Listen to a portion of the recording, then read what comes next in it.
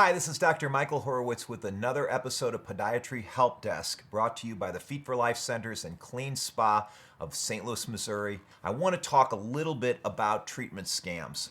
You know, if you do a Google search for fungal nails, in fact, I've done one. Here's my search. I simply typed in fungal nail cure. I found a bunch of basically clickbait that gives you very limited amount of information and really takes advantage of just Google advertising. And nothing in the first 20 searches that I found on Google was even remotely beneficial or what I'd consider value-based, and really wasn't helpful. For example, in my second search, I actually landed on Mayo Clinic. This is in the top 10 links on a Google search for fungal nail cures. But their information was really not that helpful. In fact, most of the time, if you go for searches like plantar fasciitis or common bunion questions, you get a lot of generic information and you don't get information that you actually need. So today we're going to give you information that you can go to the bank with, I promise you. And we're going to start off with the fork in the road that everybody must confront when they find out that they have a fungal nail infection. And that should be navigated by both you, the patient, and your doctor. And that fork is simply this. Do you maintain your nails, or do you try to create and produce a mycologic cure? Now, the differences between maintenance and mycologic cure are important because, quite frankly, some people aren't ready to confront what it's going to take to go for a mycologic cure. Maintenance could be taking an elderly person that has a very poorly maintained fungal nail infection and making that nail appear better and controlling the fungus on the nail without actually attempting to cure the fungus. You can attempt all you want, but it's very unrealistic for some nails that present as severe fungal nails to actually get cured. And this realistic approach is important because it could turn into a value-based way of looking at treating fungal nails. So maintenance can also, another example of good maintenance or the policy of maintenance would be simply this. If a young lady or a woman or man for that matter that wishes to paint nails, many males now paint their nails, wishes to continue to paint their nails because they're in the middle of pedicure season and they like to paint nails, wants to go for a mycologic cure, it's much more difficult to cure fungal nails, nearly impossible without good debridement. Everybody knows this, and this is not debatable. So if one wants to continue to paint their nails and not go through the debridement necessary to cure fungal nails, then we're going on maintenance. That doesn't mean we're not going to confront the cure come, say, October in the fall, when it's more apropos for the client or the patient to actually attempt a cure because they're not going to paint their nails. So this is what I'm driving home. In order to cure fungus, you should keep your nails free of polish. If you can't do that, anybody selling you a cure is selling you a lot of hot air. My opinion, you need to confront the idea that your nails need to be debrided regularly in order to go for the cure, and I'll explain that a little bit more. But that's the maintenance versus mycologic cure pathway on the maintenance side. So now we're going to get into what's it going to take to get create a mycologic cure.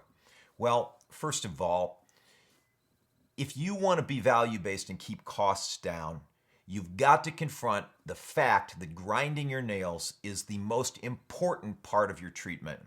If your nails are not ground down successfully, and in many cases this involves what you might consider to be a moderate amount of grinding, then you're not ready to cure your fungal nails. Grinding is not just roughing the nail plate up with an emery board. It involves literally taking off the surface and the deep fungal infection that's occurring in a great toe. And now that can be very variable, okay? That can end up being a little bit of grinding or a lot of grinding. But my point here is that without proper grinding, you don't stand much of a chance of getting rid of your nail fungus. The reason for that is simple. if you're going to go on a topical regimen, which I believe everybody should go on, find the right topical medicine for you, then grinding or nail preparation is absolutely imperative because the topical will not penetrate the nail very well without grinding. And I should say before we get into lasers, and we will later on in the next video, that lasers just don't work without grinding, and with very few exceptions. So of course there are a few exceptions when it comes to this, but every ethical laser company will tell you that if you pursue laser treatment without grinding, the chances of a cure are very limited. So even laser treatments are just part of the kitchen sink approach that is necessary in order to cure the problem. So we're showing you what proper grinding is in these videos, and you probably are thinking this hurts. It absolutely doesn't hurt. The next step is to get into the patient's hands the right topical nail medication. And it's funny, but there's a lot of confusion about this. Just look at our Google page here. Look at how many topicals are on the market. Well, here's another thing that's interesting about topical medications. Many of them just have a little bit of actual medicine, and most of them are based around natural ingredients that penetrate the nail plate in one form or another.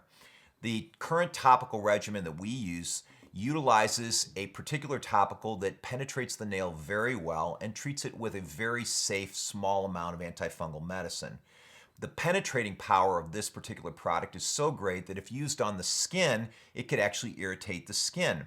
So some people take well to medications that can overlap both the skin and the nail, and some people like going for something that's got more penetration power. So that is why a doctor is a good person to consult when it comes to this starting treatment, because they do know what works for them and what the pitfalls are of using products that don't work. What's the worst thing that can happen? You're going to take a lot more time to affect any change at all, and it's not likely you're going to achieve a mycologic cure. So if time is important to you, then I would say see your doctor when it comes to this particular problem. There's also topical medications that we use that are done in an overlapping fashion. Nail is one particular product. It's sold to podiatrists, and it's used successfully by overlapping the skin and the nail. And by doing that, you're actually allowing the skin to absorb some of the medication, which I found works very well. There are other oil-based products which work very well, but I'm not here to endorse any particular product. I just want to give you, the consumer, the right information. The truth is, you can use Vicks Vapor Rub, you could use tea tree oil. There's many products out there that you can use that will kill fungus if you get your grinding done and your debridement done successfully. If you don't do that, your topical regimen is not going to work. So we've harped on that a lot. Let's talk a little bit about avulsion and border control. These are surgeries that are performed by doctors of podiatric medicine most often, and these procedures involve either removing the nail plate or controlling the nail fungus by removing borders. Now, these are common procedures done in ingrown toenail procedures. And the factors that you need to know are, A, is it important that this is done? The answer is no. Very rarely do we avulse nails because growing a new nail over an avulsed nail bed is much more difficult to do in terms of getting the nail to attach to the bed, so you put the nail at risk. Good grinding is better than total avulsion. So to go into a doctor and hear him or her say, I want to take your nails off, is something that you might hear, but it's something I disagree with unless it's absolutely necessary.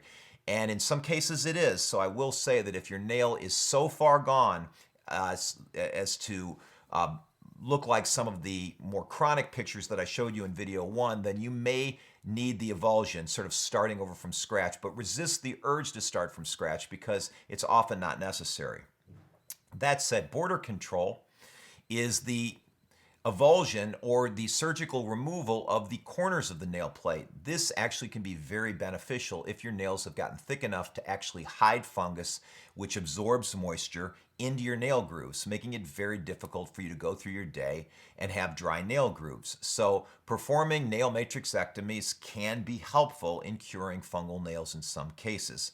And another reason to see a doctor or possibly get a second opinion is because doctors will sometimes routinely recommend this, but that is really between you and your doctor. I just want it to make sense to you so you understand what can be done. So, we've talked about topical medications a little bit. We talked about grinding. In the next video, we will talk about completing what I call the kitchen sink approach. One of the best ways to treat fungal nails is to throw the kitchen sink at the nail plate itself, meaning many different types of treatments can be used at once. And we're going to talk a little bit about lasers and oral medication in that video. So I'll see you then for video number 3 on value-based fungal nail approaches. I'm Dr. Michael Horwitz with Podiatry Help Desk.